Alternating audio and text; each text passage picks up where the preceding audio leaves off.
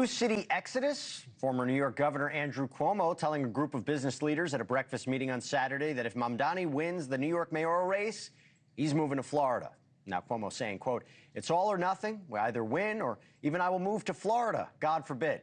That's according to audio that was obtained by the New York Post. Although, to be clear, Cuomo's campaign later clarified his statement, saying he was only joking. Well, to talk about this, we've got a special panel, Gen Z voter panel, conservative commentator Jackson Gosnell and liberal commentator Adam Mockler. Thank you both so much for coming on. Jackson, I'll start with you. Does Cuomo's, if taking real, joke, does the idea of moving, does that signal a shift away from the New York Democratic Party as we currently know it?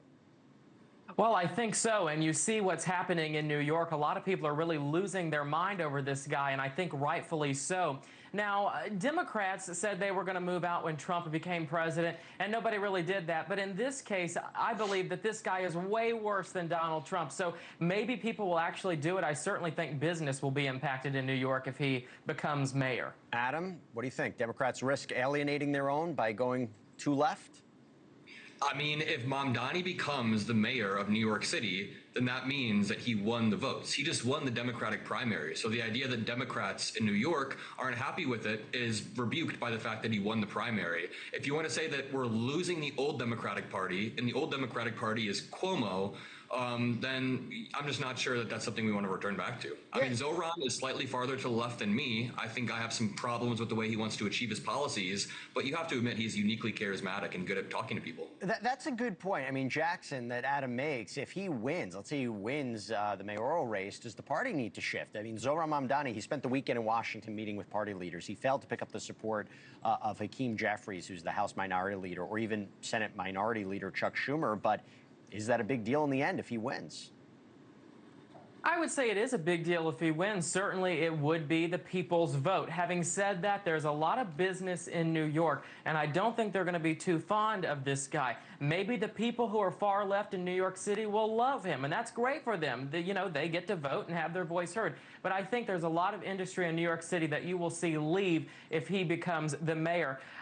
To Adam's point about him being great at talking, I saw reporters trying to get a word with him on his way out of a venue and into the car, and he had nothing to say to them before he went to meet with these leaders. So I think if he wants to clear the air, he needs to start talking a little bit more and giving people more to work with to try and sort of prove himself a little bit more. You know, Adam, it's interesting. There's recent polling that finds that the number of independent or third-party voters is on the rise. What does that say about the future of the Democratic Party? How concerned should Democrats be if, trying to contend with third-party or independent candidates? I mean, it seems like both parties have a third-party threat right now. If you want to talk about third parties, we could talk about Elon Musk. When we talk about independents, people not wanting to be a part of either party right now, it's just because people want change. People want somebody who can get in there and make change, and they viewed Donald Trump as a change agent throughout the 2024 election. People viewed Kamala Harris as the status quo, and I think people are increasingly not liking the status quo. So they thought that Trump was going to be different. They thought that Trump was going to bring in change, but what has he done? He's covered up the Epstein files. He has been taking bribes from Qatar in the form of a $400 million jet. He's let Vladimir Putin take more territory, and what do we have to show for it? So people are sick of the status quo. They want something different. Jackson, I'll give you an opportunity to respond to, whether the likelihood of a third party funded by Elon Musk, we'll see. But what is your response to Adam?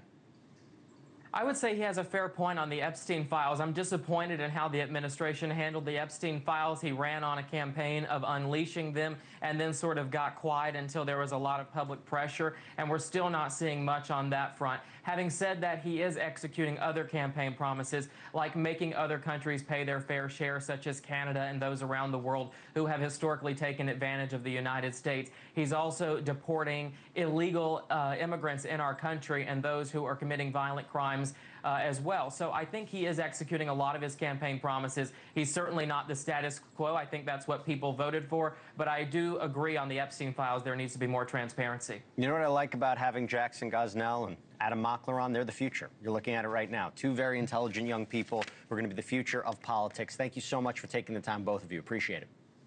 Thanks, Jesse. You got it. All right. Superman's furry friend Crypto helping other dogs find families of their own. How the box office blockbuster is boosting a massive surge in adoption searches. That's next.